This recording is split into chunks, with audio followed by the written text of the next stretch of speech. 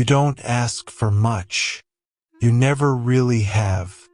Not because you have everything you need, but because somewhere along the way you learned that asking was dangerous. That needing things made people uncomfortable. That it was safer, quieter, easier to just not.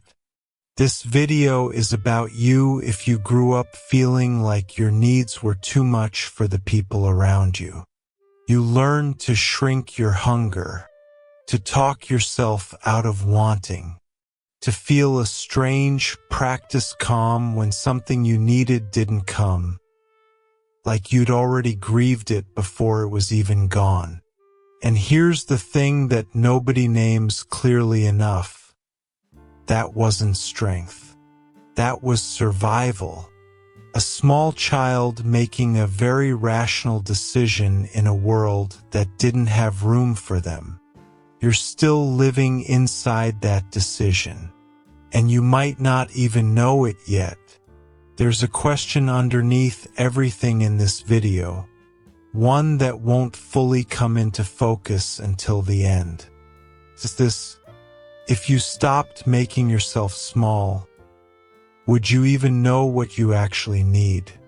Would you recognize your own hunger if it finally had permission to speak?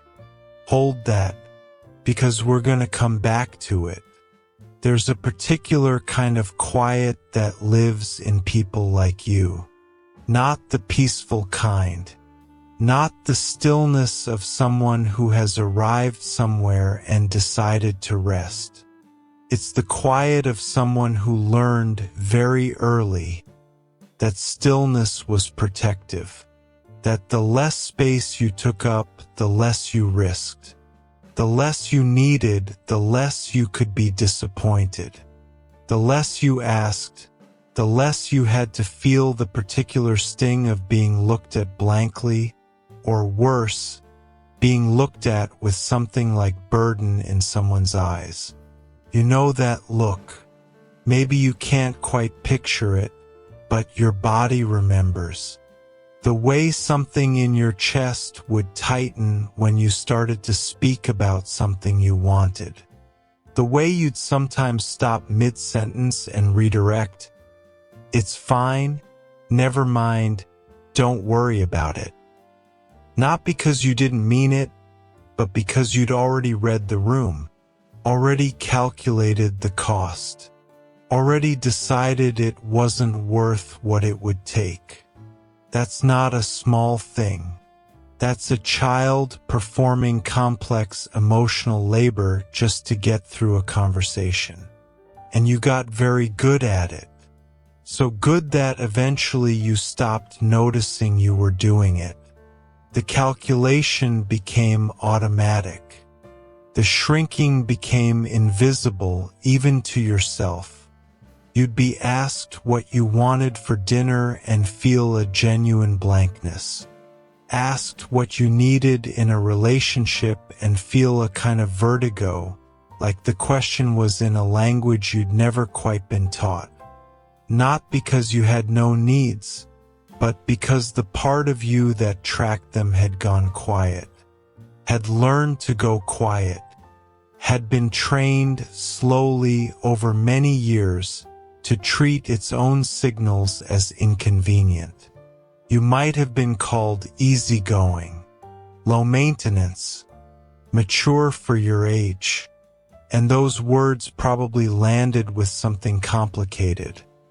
A flicker of pride, maybe, followed by something lonelier underneath. Because what people were praising was the absence of you, the accommodating shell, the version of you that had successfully learned to stop being a problem. And you smiled and said thank you and felt it again, that practiced seamless shrinking. Have you ever noticed how exhausting it is to maintain something you built when you were 5 years old? That exhaustion doesn't always feel like tiredness. It doesn't always announce itself. Sometimes it just feels like a vague flatness when something good happens. A difficulty feeling excited about things you've asked for. A strange guilt when someone gives you what you need, like you've done something wrong by receiving it. Like you've taken more than your share of something that was never quite yours to begin with. That's not a personality. That's a pattern. And patterns have origins. The child who learned not to need much didn't arrive that way. They were shaped that way by something specific, something we're about to look at. Not to blame anyone, not to open wounds without purpose, but because you deserve to understand where this came from. Because understanding it is the first honest step toward not being entirely run by it for the rest of your life. You weren't born this way. That's the first thing worth sitting with. Because if you've carried this long enough, it can start to feel like something you simply are, a fixed trait, a personality type, a permanent feature of who you are as a person.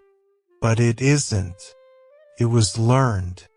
And things that are learned have a moment or many moments of learning. For some people, it was a parent who was emotionally unavailable. Not cruel necessarily, not absent in the physical sense, but somewhere behind glass, present in the room and yet not quite reachable.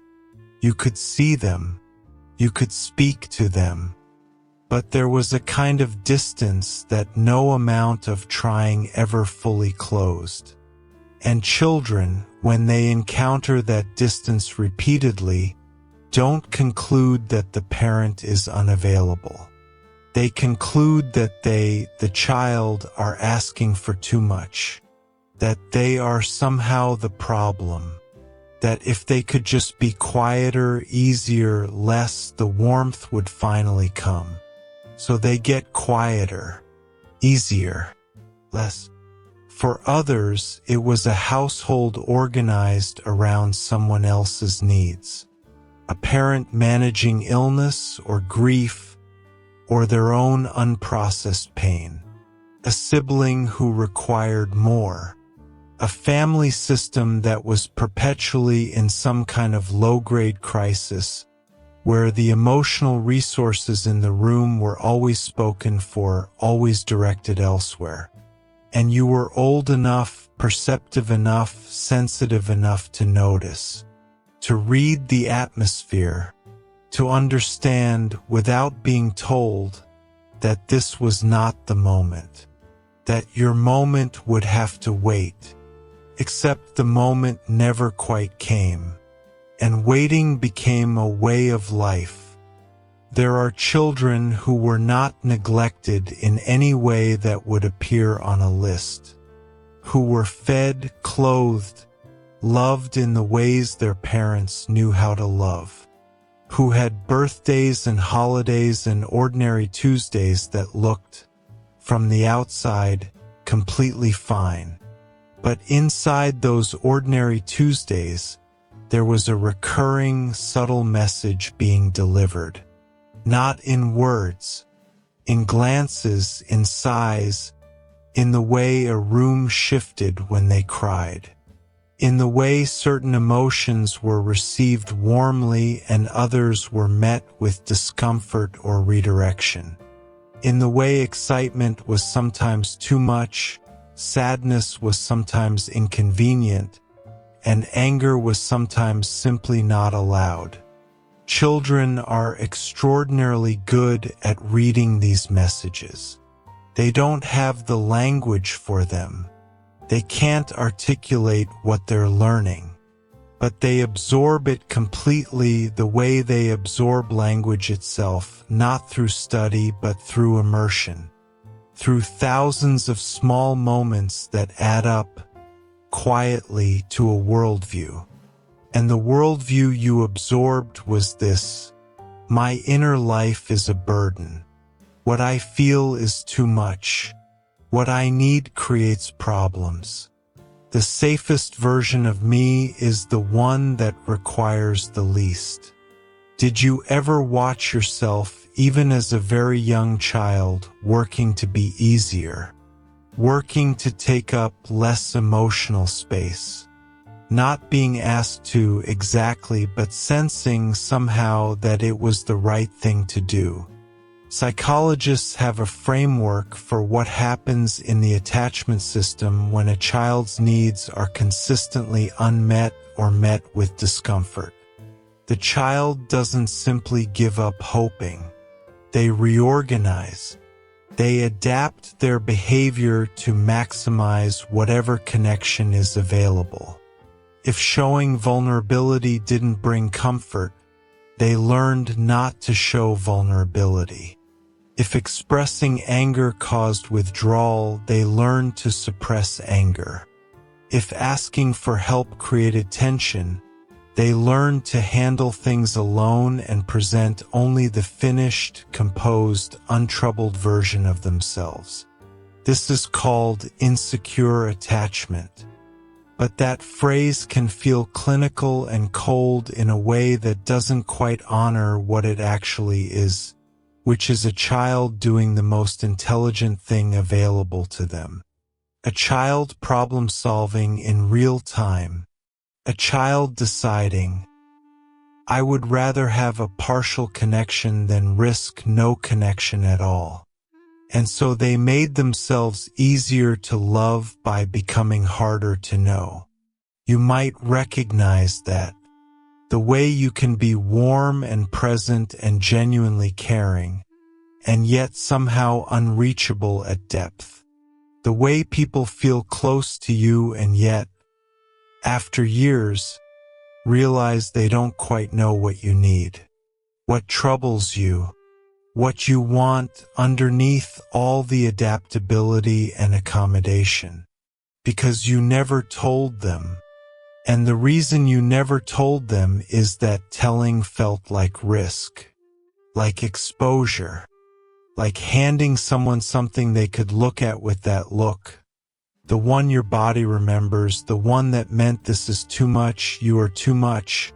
And there are certain rejections you learned very early to protect yourself from ever experiencing again. So you protected yourself.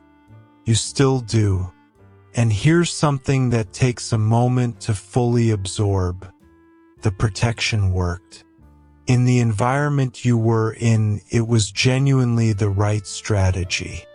A smaller, quieter, less needy version of you was safer. More loved, or at least less pushed away. The adaptation was successful. You survived your childhood. You navigated impossible emotional terrain with tools you built yourself, before you had any real guidance about how to build them. That is not nothing. That is actually remarkable. But you are not a child anymore. And the environment has changed. The people around you now are not, in most cases, the same people who taught you this. They may be entirely capable of meeting your needs. They may even want to. They may have asked you more than once to let them in, and you've smiled and said you're fine, and redirected the conversation so smoothly that neither of you fully noticed it happening. The strategy that protected you then is now the wall between you and the connection you actually want. That's the painful part. Not that something was done to you, but that the thing you built to survive is now the thing quietly costing you. Let's slow down here for a moment, because this is the part where it stops being about childhood and starts being about your life right now. Today, the version of you that woke up this morning, moved through the world, interacted with people, and almost certainly at some point quietly talked yourself out of something you needed. Maybe it was small. Maybe you didn't mention that you were tired when someone asked you to take on more. Maybe you said, "I don't mind," when you did mind a little. Maybe someone asked what you wanted and you reflexively deferred. "Whatever you prefer, I'm flexible." And the words came so easily, so automatically, that you barely noticed them leaving your mouth. You might notice how rarely you finish a sentence that begins with "I need." Not because the sentence isn't true, but because something intercepts it on the way out. Some quiet internal editor that has been running since you were very small, reviewing everything before it reaches the surface, asking, "Is this worth the risk? Is this too much? Will this make things uncomfortable?" And more often than not, deciding better not. That editor is tireless. It works constantly, without complaint, without rest. And the strange thing is that you probably don't experience it as censorship. You experience it as reasonableness, as being easygoing, as not wanting to be a burden, because the editor has been running so long that its voice sounds like your own. Think about the relationships in your life, the close ones, the ones that matter most to you. How known are you really in those relationships? Not liked, not appreciated, not valued for what you contribute or how reliably you show up. But known, the way you know someone when you've seen them want something and not get it, when you've sat with them in their actual disappointment, when you've heard them say "this hurt me" and watched them let it be true without immediately softening it for your comfort.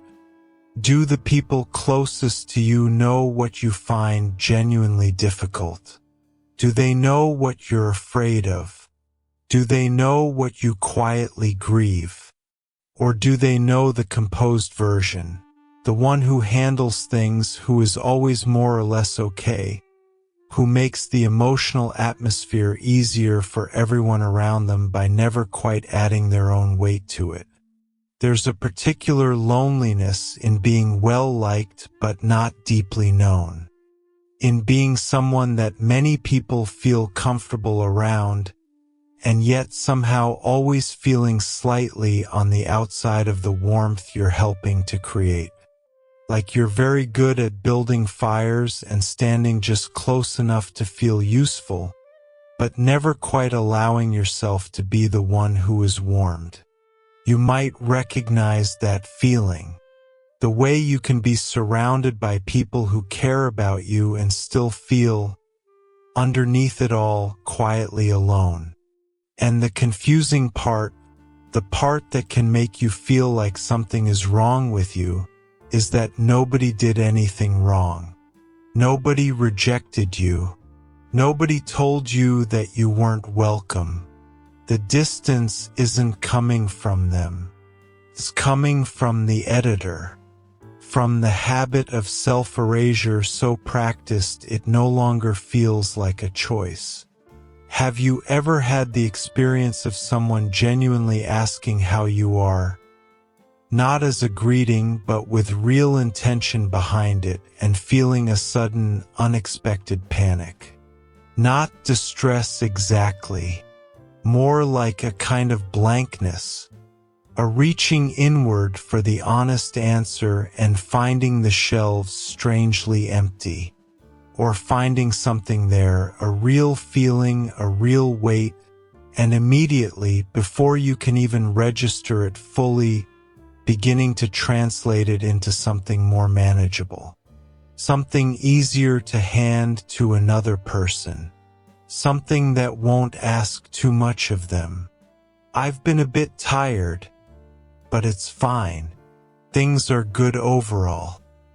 And they nod, and the moment passes, and somewhere inside you something exhales.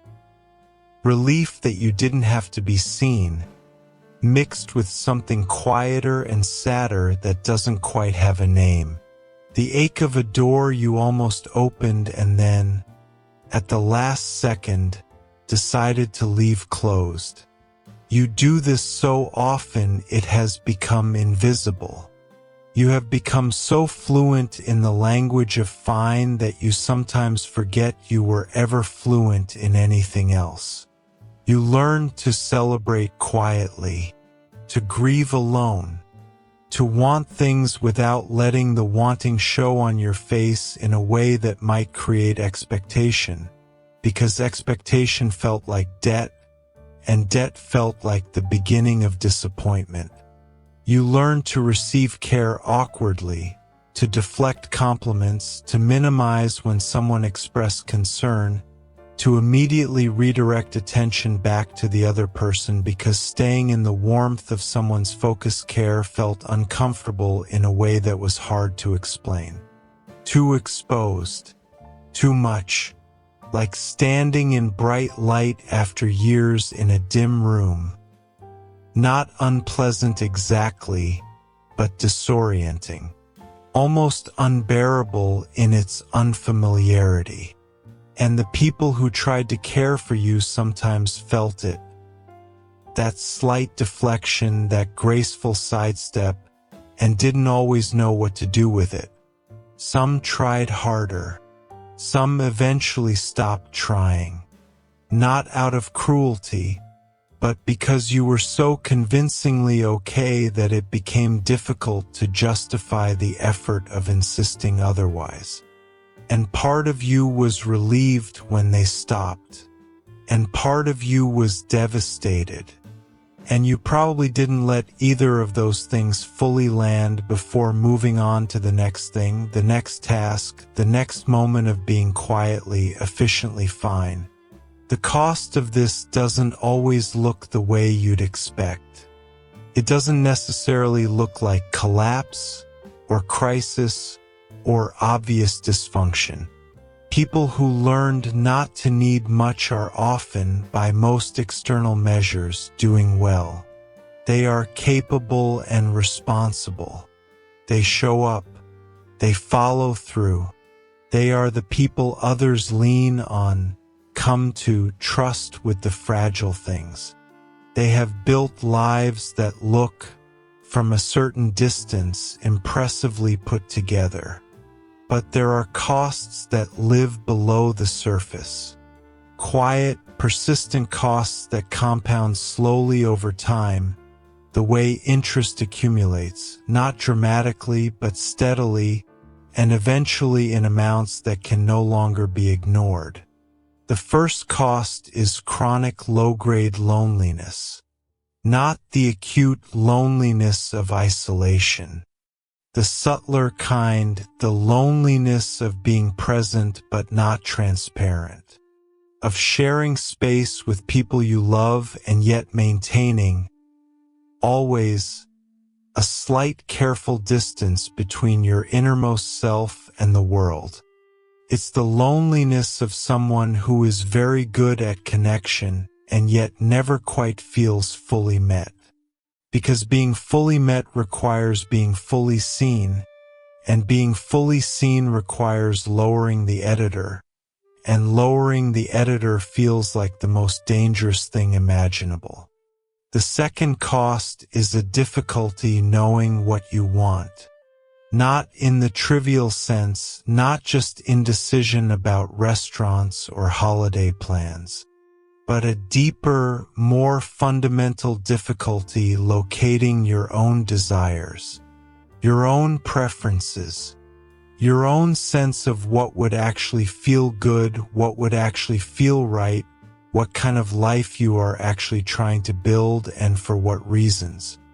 When you spend years subordinating your needs to the needs of others, or simply to the goal of keeping the emotional atmosphere smooth and comfortable, the muscle that tracks your own wants begins to atrophy. Still exists, but it becomes hard to hear, faint, easily drowned out by the needs of whoever is nearby, or by the ever-present hum of what seems reasonable, practical, not too much. You might make major decisions about relationships, about work, about where to live and how to spend your time, and realize partway through that you're not entirely sure they were your decisions. That you optimized for what seemed acceptable rather than what you actually wanted. And that you're not entirely sure you know the difference. That's disorienting in a way that's hard to describe to someone who hasn't felt it. Like reaching for something in a familiar drawer and finding it empty. Like trying to remember the sound of your own voice when no one is listening and realizing you mostly only know the sound of it performing okayness for someone else. The third cost, and this one can be the hardest to face, is what happens in intimate relationships. Because the pattern that protected you in childhood doesn't simply disappear when you find someone who is genuinely safe. Persists. It shows up quietly in the way you manage their perception of you, in the way you monitor their emotional state and adjust yourself accordingly, in the way conflict feels genuinely threatening, not just uncomfortable but somewhere in your nervous system dangerous, and so you smooth it over before it fully surfaces, agreeing to things you don't fully agree to, accommodating in ways that slowly, invisibly build resentment. Or the opposite happens. Someone gets close enough, stays long enough, becomes safe enough, and suddenly the need that has been dammed up for years begins to press against the walls. And it can come out sideways, as irritability that seems disproportionate, as a sudden, startling neediness that frightens you as much as it might frighten them, as a kind of desperate testing, pushing to see if this person will finally be the one who stays even when you're too much, even when you let the editor go quiet and the real thing comes through, and then often shame, because you were supposed to be the easygoing one, the low-maintenance one. And here you are, wanting things, needing things, feeling things at a volume that seems suddenly inappropriate and out of control. So you pull back, recompose, return to the familiar shape, and the cycle continues. Did you ever wonder why closeness sometimes feels more threatening than distance? Why the further someone gets from your actual interior life, the safer the relationship feels? Why you might actually feel a quiet relief when someone stops asking, even when part of you desperately wished they had kept asking just a little longer? That's not a flaw. That's the architecture of a nervous system that learned, at the most formative point in its development, that being known was risky. That need created instability. That the most reliable form of safety was self-sufficiency so complete it made you effectively unreachable. You built a very good fortress, and you've been living in it ever since. Sometimes without realizing it was a fortress at all. Sometimes mistaking its walls for your own skin. This is not the part where everything gets resolved. There is no technique here, no list of things to practice, no reframe that will quietly undo decades of learned smallness in the space of a few minutes. If you've watched enough videos like this one hoping for that, the clean insight that finally unlocks something, you probably already know somewhere underneath the hoping that it doesn't quite work that way. And part of you is probably relieved that this isn't going to pretend otherwise. What this is instead is a different kind of offering. Smaller, maybe, but more honest. Simply this, what you learned to do made complete sense. Every part of it. The shrinking, the monitoring, the editing, the quiet practiced art of needing less than you actually needed. None of it was weakness, none of it was pathology, none of it was a character flaw that needs to be corrected. It was an intelligent, sensitive child responding to a real environment with the best tools available. It was adaptation. It was, in the truest sense, a form of love, the love of a small person trying to preserve connection in the only way they knew how. You were not broken. You were responsive. There is a meaningful difference. And here is something else worth sitting with slowly. The very qualities that grew out of that early learning. The attentiveness to others, the emotional perceptiveness, the capacity to read a room before anyone else has registered that something has shifted, the deep and genuine care for the people around you, those are not nothing. They are not simply wounds wearing a pleasant disguise. They are real. They became real, grown out of painful soil into something that has genuine value, genuine beauty even. The problem was never that you became attuned to others. The problem was that the attunement was built on the erasure of yourself. That you learned to see others clearly and yourself dimly. That the sensitivity was directed outward because directing it inward felt unsafe. And so one half of a very important conversation has been mostly quiet for a very long time. You know how to be present for other people in a way that most people never learn. You know how to hold space, how to soften a room, how to make someone feel that their needs are welcome and manageable and not too much. You give that freely, almost automatically, because it is so deeply built into who you have become. The quiet invitation, not instruction, not challenge, just invitation, is toward a very gradual wondering.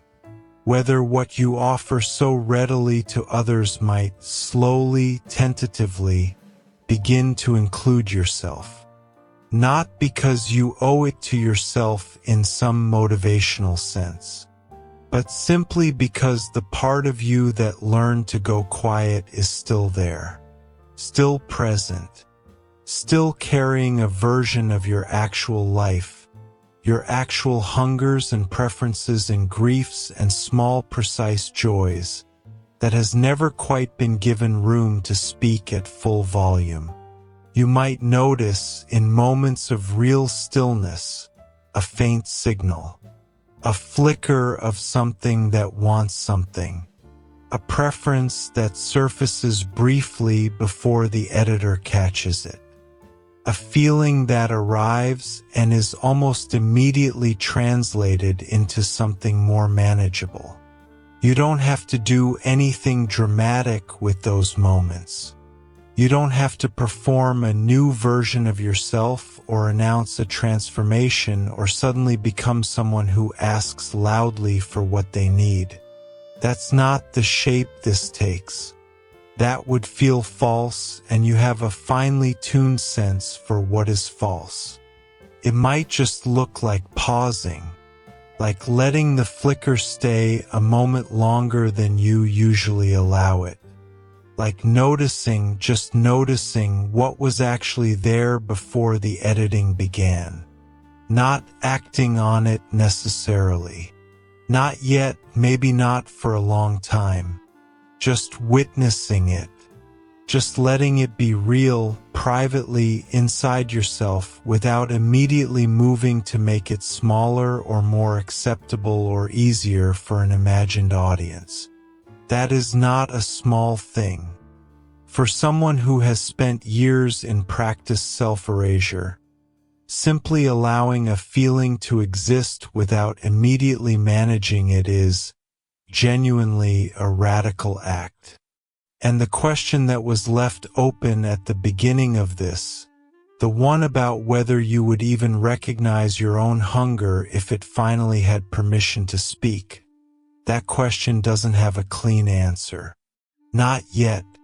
Maybe not for a while. But the fact that you're here, listening to this, letting these words land rather than immediately deflecting them, that is itself something. That is the part of you that has not gone entirely quiet. The part that knows at some level that the smallness was learned and not innate. The part that is still, after everything, a little curious about what it might feel like to take up the space you were always entitled to. That part has been waiting a long time. It doesn't need you to do anything grand.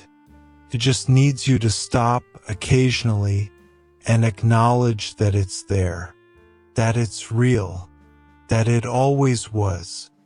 You learned to be small in a world that couldn't hold you fully. That was not a failing. That was a child, your child self, making the most loving and intelligent choice available in an environment that was not built to the right size. You did what you had to do. You survived what needed to be survived.